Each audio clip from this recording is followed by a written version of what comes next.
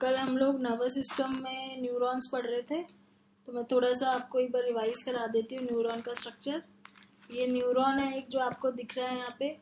ये बीच में जो न्यूरॉन की जो सेल है, एक बॉडी है, इसको सोमा बोलते हैं। ये न्यूक्लियस है और इससे कुछ ब्रांचेस निकल रही हैं। इन ब्रांचेस को हम डेंड्राइट्स बोलते हैं और इन ब्रांचेस के एंड में जो छोटे छोटे नॉब है इनको सिनेप्टिक नॉब्स बोलते हैं। छोटे छोटे नॉब टाइप की चीज़ है, ये आपको दिख रहा होगा, बहुत छोटे छोटे हैं। ये इनकी शेप कुछ ऐसे टाइप की होती है, इनको हम सिनेप्टिक नॉब्स बोलते हैं। ये जो फाइबर सा जा रहा है, इसका जो पूरी लेंथ है एक्सॉन की, ये वाला पार्ट है जो न्यूरॉन का, इसको बोलेंगे एक्सॉन। और इसके ऊपर ये जो कवरिंग है, टुकड़ों टुकड़ों में कवरिंग हो रखी है, इसको बोलते हैं माइलिन शीथ, जो इसको प्रोटेक्ट करती है।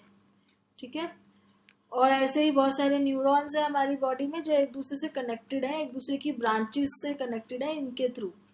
मतलब जैसे एक न्यूरॉन की ब्रांच दूसरे न्यूरॉन के साथ ऐसे अटैच होती है, लेकिन इसमें थोड़ा सा गैप होता है, इतना ज़्यादा अटैचमेंट नहीं होता है, तो ऐसे होता है, थोड़ा सा गैप होता है। तो ऐसे फिर यहाँ से, जैसे ये एक न्यूरॉन की ब्रांचेस में से एक ब्रांच है, यहाँ पे ये दूसरे की ब्रांच है, तो एक न्यूरॉन से मैसेज जब पास होता है, ये टर्मिनल पे पहुंचता है, तो यहाँ से वो जंप करके फिर वो मैसेज यहाँ से जंप करके इधर जाता है और फिर ये दूसरे न्यूरॉन पे चला जाता है। ऐसे करते करते बहुत सारे न्यूरॉन से पास होते होते होते आपका जो मैसेज है वो ब्रेन तक जाता है और ब्रेन से वापस आपके बॉडी पार्ट में आता है। तो न्यूरॉन्स का यही काम है बेसिकली, मैसेजेस को ट्रांसफर करना। फिर हमने इसमें एक बहुत इंपॉर्टेंट चीज पढ़ी थी कि ग्लायल सेल्स होते हैं। ग्लायल सेल्स का काम होता है कि जो न्यूरॉन्स हैं उनका ध्यान रखना है, जिसमें से दो टाइप के हमने पढ़े थे। ओलिगोडेंड्रोसाइट्स जो आपके ब्रेन और स्पाइनल कॉर्ड्स के न्यूरॉन्स को उनकी केयर करते हैं, और श्वॉन सेल्स है जो पेरिफेरल नर्वस सिस्टम के न्यूरॉन्स की केयर करते हैं, जो आपके बाकी बॉडी पार्ट्स में है। ब्रेन और स्पाइनल कॉर्ड को छोड़ के बाकी बॉडी पार्ट्स में वो पेरिफेरल नर्वस सिस्टम में आते हैं, उसका जो केयर करते हैं वो श्वॉन सेल्स करते हैं। इनको, ये ग्लायल सेल्स के दो टाइप्स हैं। फिर इसके बाद आगे कंटिन्यू करते हैं इसी के आगे। एक चीज इसमें और है कि myelin sheath produce by Schwann cells, axon of neurons found in the body are also coated with. जो आपके न्यूरॉन्स बॉडी में है उसमें एक कोटिंग और होती है, छोटी सी पतली सी मेम्ब्रेन की, उसका नाम है न्यूरिलेमा, और जिसको श्वॉन मेम्ब्रेन भी बोलते हैं। This membrane which surrounds the axon and the myelin sheath serves as a tunnel through which damaged nerve fiber can repair themselves. तो ये मेम्ब्रेन, श्वॉन मेम्ब्रेन जो है, ये किसके सराउंड करती है? एक्सॉन को और माइलिन शीथ को सराउंड करती है, जो एक टनल की तरह काम करती है, जिसमें आपके डैमेज नर्व फाइबर जो है वो रिपेयर होते हैं।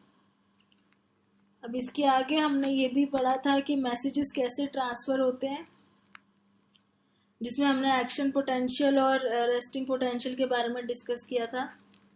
इसको भी मैं एक बार आपको रिवाइज करा देती हूँ कि जब भी कोई मैसेज आता है यहाँ से ऐसे एंटर करता है डेंड्राइट्स के थ्रू, तो इसके अंदर के नेगेटिव चार्ज जो होते हैं, तो वो नेगेटिव होते हैं जब वो रेस्टिंग पे होता है, रेस्ट पे होता है कोई न्यूरॉन, और जैसे ही कोई मैसेज आता है तो ये पॉजिटिव चार्ज अंदर की तरफ ट्रेवल करना शुरू कर देते हैं, ये सारे पॉजिटिव चार्जेस, तो वो इस तरीके से अंदर की तरफ जाते हैं। फिर मैसेज एक स्टेप से दूसरे स्टेप पे ऐसे जाता है, तो क्या होता है, जो पीछे वाले हैं वो वापस नेगेटिव होते रहते हैं, मतलब चार्ज चेंज होता रहता है।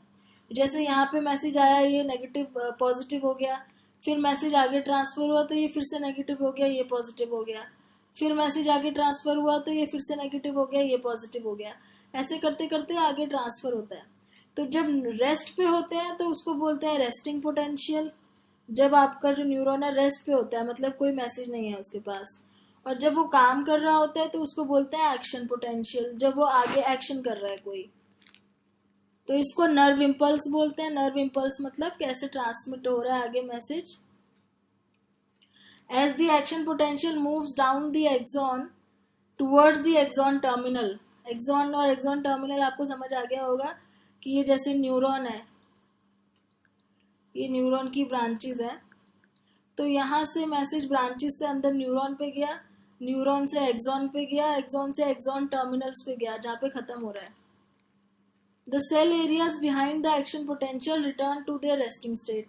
अब एक्शन पोटेंशियल के पीछे वाला जो सेल एरिया है वो वापस रेस्टिंग स्टेट पे आ जाता है of negative charge. Resting state का मतलब है नेगेटिव चार्ज, बस आपको ये ध्यान रखना है. और पॉजिटिव चार्ज अगर उसके अंदर जा रहे हैं दैट मीन्स वो एक्शन पोटेंशियल स्टेज पे है. और वो पॉजिटिव चार्ज किसके होते हैं, अगर आपसे कोई नाम पूछे कि किस चीज़ के चार्जेस होते हैं वो, तो वो सोडियम आयंस होते हैं. सोडियम और पोटेशियम आयंस होते हैं जो फटाफट से उसके अंदर जाते हैं, बाहर आते हैं, ऐसे मूव होते रहते हैं. इसको इन्होंने यहाँ पे ग्राफ के फॉर्म में दिखाया हुआ है.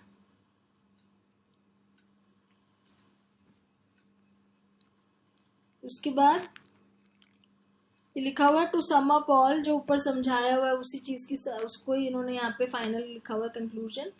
When the cell is stimulated, stimulated का मतलब है जब कोई मैसेज आता है उसके पास, the first ion channel opens and the electric charge at the ion channel is reversed. मतलब जो पहला आयन चैनल है, जैसे यहाँ पे अंदर माइनस चार्जेस हैं, इस सेल है, ये अंदर जहां से जाएगा इस एरिया को इन्होंने नाम दिया हुआ आयन चैनल. तो जैसे ये स्टिमुलेट होता है ये चैनल ओपन होता है और अंदर का चार्ज रिवर्स हो जाता है. अंदर का चार्ज क्या हो जाता है, पॉजिटिव होना शुरू हो जाता है, क्योंकि अब बाहर के नेगेटिव चार्ज अंदर आ गए हैं तो अंदर का चार्ज पॉजिटिव होना शुरू हो जाता है. The next channel opens up, that charge is reversed. उसके बाद जब नेक्स्ट चैनल ओपन अप होता है आगे वाले सेल का, तो उसमें चार्ज चेंज हो जाता है. और ये कहाँ की बात हो रही है, ये एक्सॉन की बात हो रही है जिसमें से मैसेज जा रहा है आगे को. And but in the meantime the first ion channel has been closed. मतलब अब जैसे यहाँ पे चार्ज चेंज हो गया, उसके बाद मैसेज आगे गया, फिर यहाँ पे चार्ज चेंज होना शुरू हुआ, तो ये वापस से फिर नेगेटिव होना शुरू हो जाता है, क्योंकि यहाँ से मैसेज आगे जा चुका है तो अब इसका कोई काम नहीं है इस वाले चैनल का, तो ये चैनल क्लोज हो जाते हैं इसके और ये वापस से नेगेटिव हो जाता है और यहाँ पे चेंजेस हो रहे होते हैं. फिर यहाँ से जब मैसेज आगे चला जाता है तो ये भी क्लोज हो जाता है और ये वापस नेगेटिव हो जाता है. Returning to what it was when it was at rest. तो ये रेस्टिंग स्टेज पे आ जाता है वापस, फिर ये एक्शन पोटेंशियल पे आता है, फिर आगे चला जाता है तो ये भी रेस्टिंग पे आ जाता है. तो ऐसे आगे आगे ट्रांसफर होता रहता है मैसेज का. The action potential is the sequence of ion channels opening all down the length of the cell. मतलब कहने का ये है कि एक्शन पोटेंशियल क्या होता है, जब सेल एक से लेके दूसरे तक आगे ट्रांसफर होते हुए मैसेज जाते हैं और एक एक करके चैनल जो है वो ओपन होता रहता है, बंद होता रहता है, ओपन होता है, बंद होता है, चार्जेस के चेंज होने के लिए. तो इसी तरीके से हमारा जो मैसेजेस हैं ब्रेन को जाते हैं इलेक्ट्रिकल आयंस की फॉर्म में, इसलिए इनको इलेक्ट्रिक मैसेजेस बोलते हैं. Neurons actually have a threshold for firing. अब यहाँ पे देखो ऊपर वाला जो डायग्राम है, ग्राफ है, इसमें एक चीज इन्होंने लिखी है, थ्रेशहोल्ड. क्या चीज है थ्रेशहोल्ड? ये तो हमें समझ आ गया. रेस्टिंग पोटेंशियल क्या है, जब कोई मैसेज नहीं है, रेस्ट पे है. एक्शन पोटेंशियल क्या है, जब एक्शन हो रहा है. हाइपर पोलराइजेशन है कि जब उसका चार्ज चेंज हो जाता है वापस से, फिर वो रेस्ट पे आ जाता है. थ्रेशहोल्ड क्या चीज है, थ्रेशहोल्ड एक लिमिट होती है कि जब इतना उसको स्टिमुलेशन मिलेगा तभी वो आगे एक्शन पोटेंशियल पे जाएगा. अगर ज्यादा स्टिमुलेशन नहीं मिलेगा, इससे कम मिलेगा, तो ये रेस्टिंग पे ही रहेगा, ये एक्शन पे जाएगा ही नहीं. तो मिनिमम इतना इसको स्टिमुलेशन मिलना चाहिए, मतलब इतना इसको एटलीस्ट इतने लेवल का इसको मैसेज मिलना चाहिए. इसको इन्होंने इलेक्ट्रिकल चार्ज बोला है क्योंकि हमारे को जो मैसेजेस मिलते हैं इलेक्ट्रिकल चार्ज की फॉर्म में मिलते हैं ना, तो इतना मिलीवोल्ट चार्ज होना चाहिए कम से कम एक न्यूरॉन को रेस्ट से एक्शन पे लाने के लिए. उसको बोलते हैं थ्रेशहोल्ड. और ये कितना है, एटलीस्ट 50 है, -50 मिलीवोल्ट्स है. So actually have a threshold for firing. Firing का मतलब है आगे एक्शन पोटेंशियल पे जाने के लिए, आगे मैसेज पास करने के लिए. फायरिंग वर्ड इन्होंने यूज किया है मैसेज पास करने के लिए. It takes a stimulus that is just strong enough to get past the threshold to make the neuron fire. मतलब वो ये कि थोड़ा सा स्ट्रॉन्ग होना चाहिए स्टिमुलस ताकि वो न्यूरॉन आगे फायर करे. Some of these signals are meant to cause the neuron fire whereas others are meant to prevent for firing. अब कुछ ऐसे सिग्नल्स होते हैं जो उसको फायर करने के लिए आते हैं, उसको फायर करने के लिए कॉज करते हैं, और कुछ ऐसे सिग्नल्स होते हैं जो उसको प्रिवेंट करते हैं, रोकते हैं आगे फायर करने से. So the neuron constantly adds together the effect of the fire message and subtracts the don't fire message, and if the fire message are great enough, the threshold is crossed. अब ये कहने का मतलब है कि बहुत सारे मैसेजेस उसको मिलते हैं न्यूरॉन को, उसमें से कुछ ऐसे होते हैं जो उसको फायर करने के लिए बोलते हैं, कुछ ऐसे होते हैं जो फायर नहीं करने के लिए बोलते हैं. अब उसमें से जो ज़्यादा होंगे वो उस हिसाब से रिएक्ट करेगा. अगर फायर करने के लिए बोल रहे हैं जो वो मैसेजेस ज़्यादा हुए तो न्यूरॉन अपने रेस्टिंग स्टेट से एक्शन स्टेट पर जाएगा. अगर ना फायर करने वाले अगर सिग्नल ज़्यादा हैं तो न्यूरॉन अपने रेस्टिंग स्टेज पे ही रहेगा, वो कुछ नहीं करेगा. ठीक है, तो या तो वो फायर करेगा या नहीं करेगा, दो ही चीज़ें होती हैं. When the neuron does fire, it fires in all or none fashion. जब भी न्यूरॉन फायर करता है, फायर करने का मतलब समझिए ना, मैसेज आगे फॉरवर्ड करता है. It is doing in all और नन फैशन मीन्स या तो सारा मैसेज आगे फॉरवर्ड करेगा या कुछ भी नहीं करेगा. मतलब ऐसा नहीं होगा कि उसने आधा मैसेज आगे फॉरवर्ड कर दिया बाकी छोड़ दिया. पार्शियल नहीं होगा, या तो पूरा आगे फॉरवर्ड करेगा मैसेज या फिर कुछ भी नहीं करेगा. So neurons are either firing at full strength or not firing at all. जैसे लाइट का स्विच ऑन ऑफ करते हो ना आप, तो लाइट ऑन करते हो तो पूरी लाइट ऑन होती है ना, आधी नहीं होती. ऑफ करते हो तो पूरी ऑफ होती है. तो अगर आपकी उंगली का जिससे आप लाइट ऑन कर रहे हो, स्विच ऑन कर रहे हो, उसका फोर्स ज़्यादा है तो ही लाइट ऑन होगी, अगर कम है तो नहीं होगी. ऐसा तो नहीं है ना कि आधा स्विच ऑन हो जाएगा आधा ऑफ रह जाएगा. ऐसे ही न्यूरॉन को भी अगर सिग्नल ज़्यादा ये वाले मिलेंगे जो उसको आगे फायर करने के लिए कॉज कर रहे हैं तो ही वो आगे मैसेज फॉरवर्ड करेगा, अदरवाइज नहीं करेगा.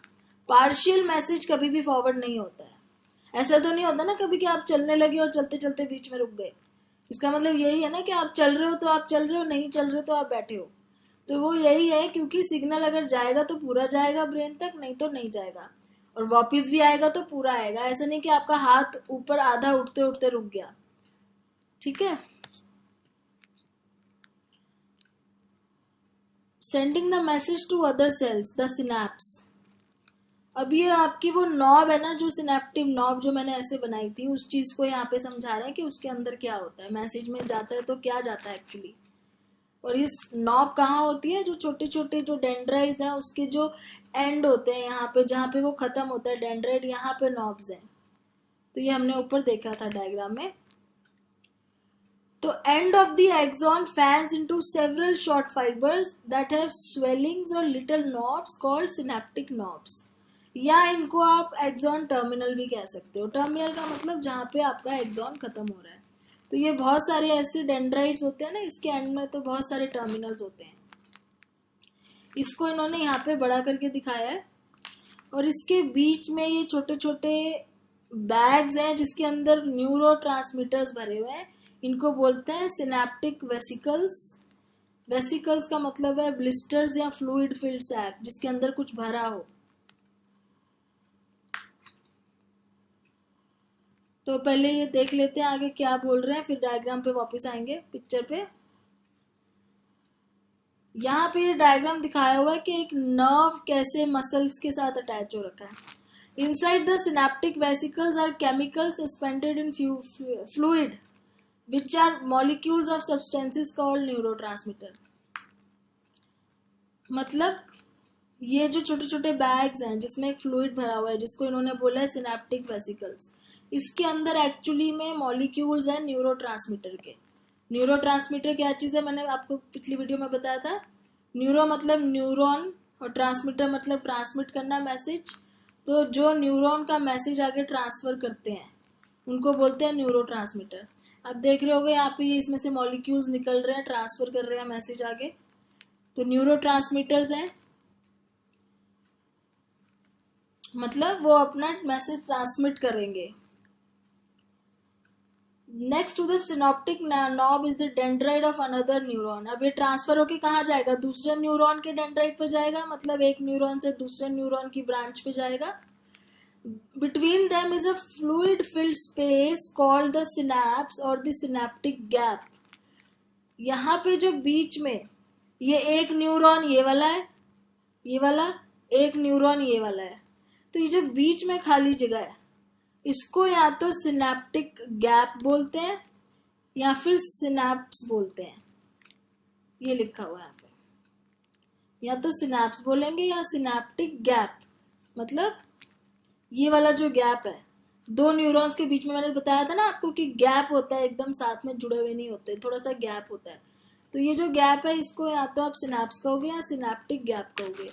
तो इसमें से न्यूरोट्रांसमीटर जंप करके जाते हैं, ये यहां से ऐसे जंप करके यहां जाते हैं।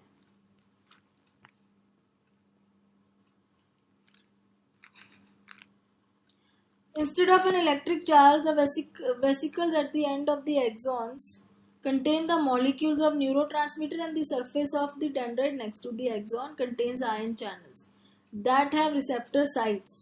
Protein that allow only particular molecules of a certain shape to fit into it, just as only particular key to fit into a keyhole.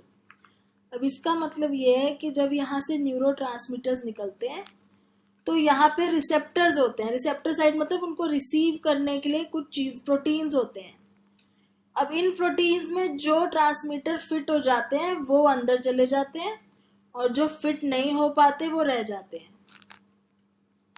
तो ये यहाँ पे ऐसे जंप करके आ रहे हैं न्यूरोट्रांसमीटर। न्यूरोट्रांसमीटर में मैसेजेस हैं जो वहां से आए हैं, यहाँ से ऐसे जंप करके आएंगे। इधर ये रिसेप्टर साइट्स हैं जहाँ पे उनको रिसीव किया जाएगा। तो जिनकी शेप उस पर फिट आ जाएगी, एक चाबी की तरह, जैसे ताले में चाबी फिट आ जाती है, वो तो पास ऑन हो जाएंगे, बाकी रह जाएंगे।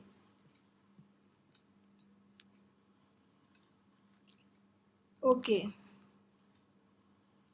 the molecules then float across the synapse and many of them fit themselves on the receptor sites, मतलब काफी उसमें अपने आप को फिट कर लेते हैं।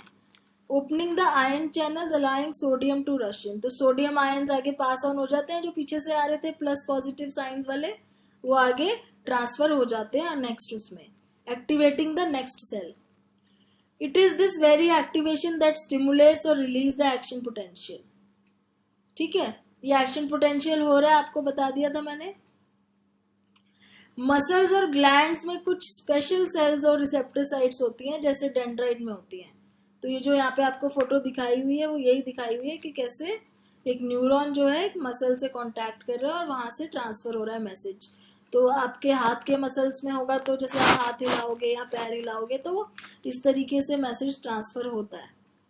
जैसे आप किसी गर्म चीज को हाथ लगा दो तो आपका हाथ एकदम पीछे जाता है, वो कैसे? क्योंकि ब्रेन के पास सिग्नल जाता है, ब्रेन आपको वापस सिग्नल देता है कि आपने हाथ हटाना है, और ये बहुत फास्ट होता है। आपको एक मिनट भी नहीं लगता, उससे भी कम टाइम लगता है ना ये रियलाइज करने में कि गर्म है, तो उतना ही टाइम लगता है बस। ओके, तो न्यूरोट्रांसमीटर केमिकल्स होते हैं।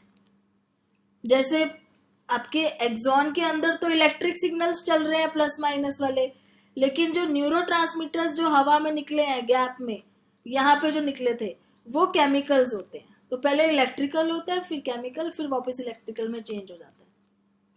और इसी चीज से आपके जो है मसल्स और बाकी पार्ट्स ऑफ द बॉडी जो है उस पर रिएक्ट करते हैं।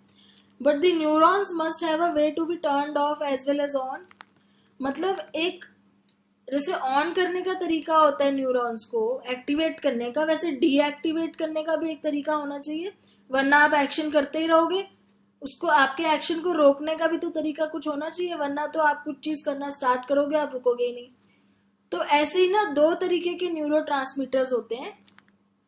एक को बोलते हैं जो एक्साइटेटरी इफेक्ट देते हैं, एक्साइटेटरी मतलब जो आपको एक्शन करने के लिए एक्साइट करते हैं। दूसरे होते हैं जो इनहिबिटरी इफेक्ट देते हैं, जो आपको रोकते हैं जब आपको जरूरत नहीं है कोई एक्शन करने की। तो यहाँ पे ये लिखा हुआ है, muscles are told to contract or relax and glands are told to secrete or stop secreting their chemicals. या तो मसल्स को पहले कॉन्ट्रैक्ट करने के लिए, बाद में रिलैक्स करने के लिए, मतलब पहले ऑन करने के लिए फिर ऑफ करने के लिए। ऐसे ही ग्लैंड्स को पहले हार्मोन्स रिलीज करने के लिए या फिर बाद में रोकने के लिए। हमें दोनों चीजों के लिए न्यूरोट्रांसमीटर चाहिए, अदरवाइज एक फंक्शन स्टार्ट होगा तो वो होता ही रहेगा बॉडी में, और उससे आपको बहुत ज्यादा हार्म हो सकता है। The neurotransmitters found at various synapses around the nervous system can either turn cells on called excitatory effect or turn cells off called inhibitory effect. तो जो न्यूरोट्रांसमीटर्स हैं वो दो तरीके के काम करते हैं, वो एक्साइट भी करते हैं, वो इनहिबिट भी करते हैं। मतलब वो ऑन भी करते हैं आपके उसको नर्व्स को, न्यूरॉन्स को ऑफ भी करते हैं, सिग्नल फॉरवर्ड भी करते हैं, सिग्नल रोकते भी हैं। डिपेंड करता है कि कौन से वाले न्यूरोट्रांसमीटर ज्यादा हैं। ठीक है, तो वो जो आपके न्यूरोट्रांसमीटर्स हैं जो आपको एक्साइट करते हैं काम करने के लिए, उनको एक्साइटेटरी सिनेप्सिस बोलते हैं, और जो रोकते हैं उनको इनहिबिटरी सिनेप्सिस बोलते हैं। ये दोनों ही जरूरी है। जैसे मैंने आपको हाथ जलने वाला एग्जांपल दिया था, एक एग्जांपल और इसका मैं देके बता रही हूँ। सपोज आपके हाथ में चोट लग जाती है, तो आपके जो मसल्स हैं उसमें कुछ केमिकल्स छोड़ते हैं उसको ठीक करने के लिए चोट को, लेकिन वो जब ठीक हो जाएगी तो उसको रोकना है ना केमिकल्स को, वरना अदरवाइज वो छोड़ते ही रहेंगे। तो वो रोकने के लिए भी फिर मैसेज जाता है, तो जो रोकते हैं वो इनहिबिटरी हो गया। अब न्यूरोट्रांसमीटर्स के बारे में बात कर लेते हैं जो ये सारे काम कर रहे हैं। मेन काम तो न्यूरोट्रांसमीटर ही कर रहा है आगे जाने का। तो देयर आर 100 आइडेंटिफाइड न्यूरोट्रांसमीटर। अभी तक 100 न्यूरोट्रांसमीटर आइडेंटिफाई हो चुके हैं, जिसमें से कुछ हम अभी पढ़ेंगे और उससे ज्यादा भी हो सकते हैं, लेकिन अभी 100 आइडेंटिफाई हुए हैं। और जो पहला न्यूरोट्रांसमीटर सबसे पहले आइडेंटिफाई हुआ था वो था एसिटाइलकोलिन। एसिटाइलकोलिन, इसके बारे में हमने 11th-12th के नर्वस सिस्टम जब पढ़ा था तो हमने इसको पढ़ा था। वहां पे मैंने इसको शॉर्ट में ACT करके लिखा हुआ है, उस वीडियो में आप देख सकते हो। सो ये पहला ऐसा न्यूरोट्रांसमीटर है जो मिला था, आइडेंटिफाई हुआ था। और ये कौन से सिनेप्स में मिलता है? सिनेप्स मतलब वो जो गैप है, सिनेप्टिक गैप, न्यूरॉन और मसल सेल के बीच में। दैट मीन्स इसका क्या काम है? न्यूरॉन से मसल पे मैसेज पहुंचाना ताकि आप अपने मसल्स हिला सको। तो ये आपके स्केलेटल मसल्स को कॉन्ट्रैक्ट करने में हेल्प करता है। ठीक है। If acetylcholine receptor sites on the muscle cell are blocked, अगर मान लो इसको कोई ब्लॉक कर दे, इस न्यूरोट्रांसमीटर को कोई ब्लॉक कर दे, तो क्या होगा? आपके मसल्स कॉन्ट्रैक्ट नहीं करेंगे और आप पैरालाइज हो जाओगे। तो जैसे आपने सुना ही होगा कि कई बार लोग को पैरालिसिस हो जाता है, मसल्स वगैरह नहीं हिला पाते हैं। तो दैट मीन्स वो एसिटाइलकोलिन जो है न्यूरोट्रांसमीटर वो ब्लॉक हो गया, वो उनके मसल्स को एक्साइट नहीं कर पा रहा है। ओके। अब इसका एक उल्टा भी होता है। इसमें एक चीज इसमें बहुत इंटरेस्टिंग यहाँ पे बताई हुई है। ये आपको यहाँ पे स्पाइडर दिख रहा होगा एक, ये ब्लैक विडो स्पाइडर है। ब्लैक विडो स्पाइडर क्या करता है? इसका जो जहर होता है ना, अगर ये आपको काट ले तो ये एसिटाइलकोलिन का जो फ्लो है ना वो इंक्रीज कर देता है, मतलब बहुत ज्यादा कर देता है। अब कोई चीज आपके मसल्स को कंट्रोल कर रहा है रिलैक्स होने में और कॉन्ट्रैक्ट होने में, अगर उसका फ्लो बहुत ज्यादा हो जाए उस क्या होगा? फिर दौरे पड़ने शुरू हो जाएंगे, आपको कन्वर्जन आ जाएंगे और डेथ हो जाएगी। तो जब ये काटता है ब्लैक विडो स्पाइडर किसी को, तो आपका जो फ्लो ऑफ एसिटाइलकोलिन है बहुत ज्यादा हो जाता है ब्लड में, और कन्वर्जन आने शुरू हो जाते हैं और डेथ हो जाती है। इसको लिखा हुआ है इन्होंने एगोनिस्ट। एगोनिस्ट का मतलब जो इसका इफेक्ट है एनहांस कर दे। इनहांस मतलब इसका इफेक्ट बढ़ा दे। और इसके उल्टा होता है, एक वर्ड है यहाँ पे, एंटागोनिस्ट। एंटागोनिस्ट मतलब जो इसके इफेक्ट को कम कर दे। Antagonist chemical substances that block or reduce cells response to the action of other chemicals. Agonist मतलब that enhance the effect of neurotransmitter. अब एक तो मसल से रिलेटेड हो गया, दूसरा इसका काम और है एक, ये मेमोरी, अराउजल और अटेंशन में भी हेल्प करता है। जैसे इन्होंने बताया है कि हिप्पोकैम्पस एक ब्रेन में एक एरिया होता है जो नई मेमोरीज बनाता है, तो उसके लिए भी एसिटाइलकोलिन ही रिस्पॉन्सिबल है। और जिसके ब्रेन में एसिटाइलकोलिन का फ्लो कम हो जाता है उसको भूलने की बीमारी हो जाती है, जिसको बोलते हैं अल्जाइमर। डिमेंशिया क्या एक टाइप है? डिमेंशिया क्या होता है? भूलने की बीमारी है, उसी का एक टाइप है अल्जाइमर। और वो किस लिए होता है? जब ब्रेन में एसिटाइल कोलिन का फ्लो कम हो जाता है। ठीक है, और आगे चलते हैं। ये हमने पहला अभी फर्स्ट जो वो करा डिस्कस, पहला न्यूरोट्रांसमीटर जो आइडेंटिफाई हुआ था। दूसरा है, एक और न्यूरोट्रांसमीटर इन्होंने डिस्कस किया हुआ है, ये है ग्लूटामेट। ग्लूटामेट, ठीक है। ग्लूटामेट का इंपॉर्टेंट रोल होता है लर्निंग और मेमोरी में। लर्निंग और मेमोरी में बहुत इंपॉर्टेंट है, और इसमें लिखा हुआ है involve in the development of nervous system and is synaptic plasticity. Nervous system की डेवलपमेंट में भी हेल्प करता है, फिर तो बहुत ही ज़्यादा इंपॉर्टेंट हो गया, क्योंकि पूरा नर्वस सिस्टम इसके ऊपर इसकी वजह से जो है डेवलप होता है। और अगर ये ज़्यादा हो जाए, एक्सेस हो जाए ग्लूटामेट, तो ओवर एक्टिवेशन कर देता है, नर्वस सिस्टम को ओवर एक्टिवेट कर देता है, जिससे न्यूरॉन्स डैमेज हो जाते हैं। तो ज़्यादा भी ठीक नहीं है और कम भी ठीक नहीं है। तो ये दूसरा हो गया आपका ग्लूटामेट। तीसरा है GABA गाबा। इसके बारे में भी हमने 11th-12th की वीडियोस में पढ़ा था, जिसको हम बोलते हैं गामा अमीनो ब्यूटेरिक एसिड।